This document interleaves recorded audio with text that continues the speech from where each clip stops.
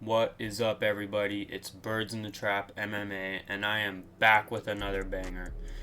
Today, I've got a bit of a different kind of video, and a video that was really fun for me to make, and I think will make for some good conversation.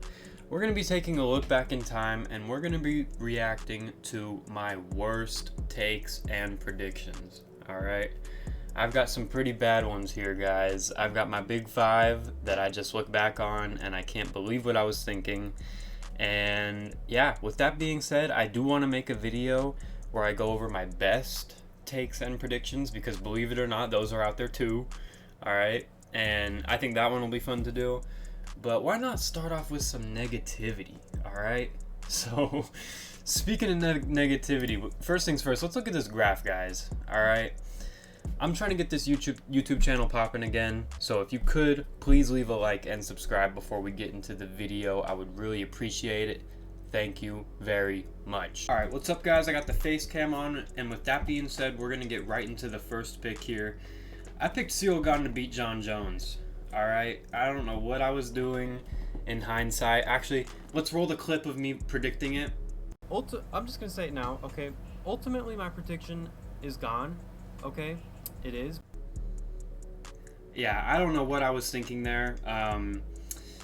It's a terrible pick in hindsight, alright? But I can remember my perspective, and I totally fell into the trap of Jones is over the hill, which is still probably true. But, you know, the whole 3-year layoff thing and thinking that Gane was just going to shuck him off him.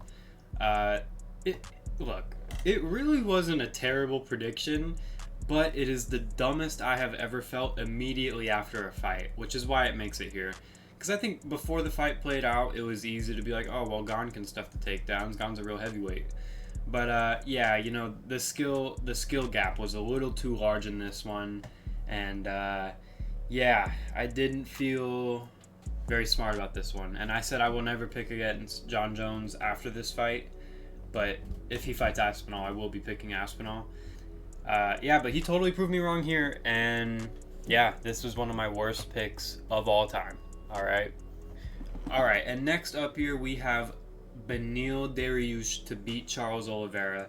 This was one of my first videos to ever get a couple hundred views. I said the Oliveira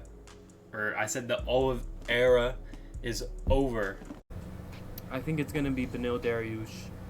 Maybe a decision or maybe a third round finish. And I think if Oliveira wins, it's going to have to be super quick. Why I think Charles could win, but ultimately I was picking Beneil Dariush, and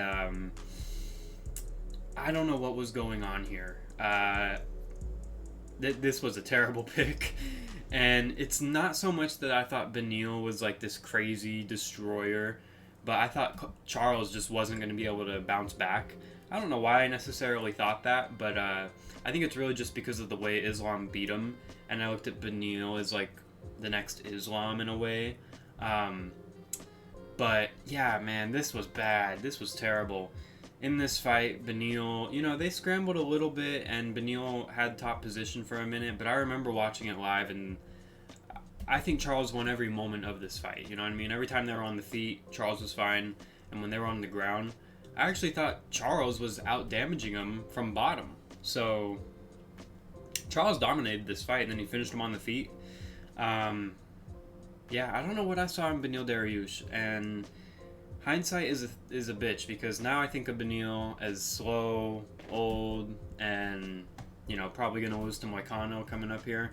But, yeah, this was a pretty rough one, and, yeah, I am very glad I got this one wrong. Alright, guys, next up here, I said Gaethje versus Holloway is a terrible matchup. As soon as they announced this fight, I made a video about it, and there's my thumbnail of it. This was a justified emotion for 24 to 48 hours, alright? I remember being frustrated and confused at this, mainly because Gaethje has never really been, like, my favorite fighter, personality-wise. Don't get me wrong, when he's in the cage, it's fireworks. But personality-wise, I don't want Gaethje to be the guy to knock out Max, you know what I mean? And I thought that that's what was going to happen. However, as the fight got closer,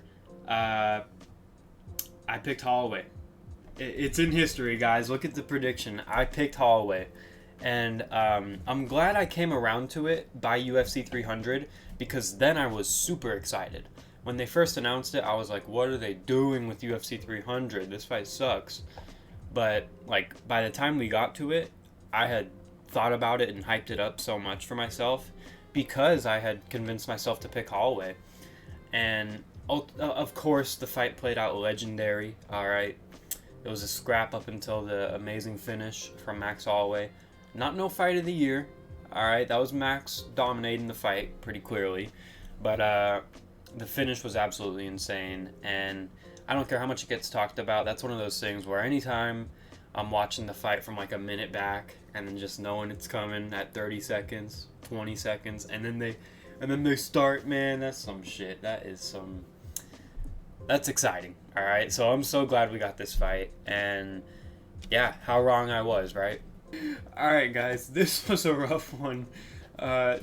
Probably no one watching this knows that I picked this, and I'm kind of exposing myself here. But back when UFC 287 was taking place, I picked Jorge Masvidal to beat Gilbert Burns, and I picked him by split decision too. I remember, because I remember thinking it was going to be a robbery. But this was my first and last fuck it, I want to be the one to get it right pick. You know what I mean? And I haven't done that since because of how stupid I felt. I literally, in the video, I was talking about how Gilbert is, like, gonna win. Like, I was saying that. I was saying Gilbert's gonna win this fight, but I'm picking Masvidal. And, ultimately, guys, I'm a fan of Masvidal, alright? I think he's a cool fighter and a good character to have in the sport. Say what you want about other things. But in the UFC, I like Jorge Masvidal, so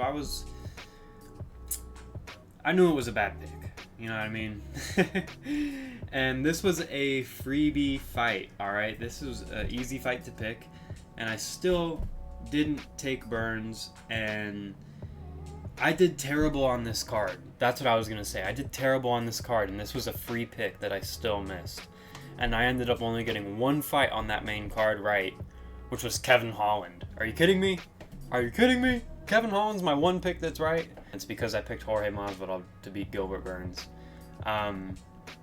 Honestly, like, as far as how I thought Masvidal was going to win, Gilbert has issues with straight shots. Alright, we just saw that last night, actually.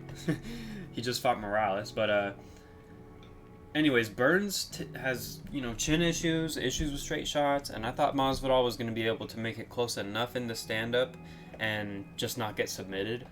And the fight kind of was like that, but just not enough for Masvidal. So, bad pick on my end. And yeah, the last time I ever just went against the crowd. This was a bad one. This might be my worst aging pick or take yet. Alright?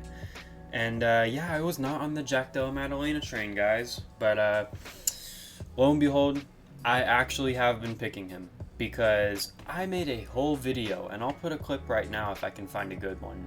Jack Della Maddalena. Alright, I feel like this might be my most controversial one, that's why it's last. And I feel like it's controversial because of how many people I hear saying that this guy's a future, maybe not champion, but at least title contender, right? And if Jack Della, if he lets that negative grappling IQ out with Burns is tapping this fool. Was going to reach the heights he has, and in hindsight, what was I doing? You know what I mean? He just pieced up Bilal. And actually, I haven't reacted to the Bilal fight. I called it perfectly, alright? Besides the 4th round TKO, I do this. What can I say? I saw the fight perfectly. And as far as the scoring, I scored it 5-0 JDM. I think the only round you can give Bilal is the 4th. And even still, he got outdamaged and outstruck on the back foot. So, what do you do? I thought JDM won that fight super clearly. Anyone saying Bilal won that fight is absolutely stupid and should not be watching the sport. But anyways, yeah, I thought JDM wasn't going to be that good. And that was my worst aging pick or take ever. So far. We'll see what else comes up in the upcoming years. But anyways, guys, that is the video. Thank you for watching. If you enjoyed it, leave a like. Leave your worst takes or picks that you've ever had in the comments below. I'll see you in the next one. Bye bye.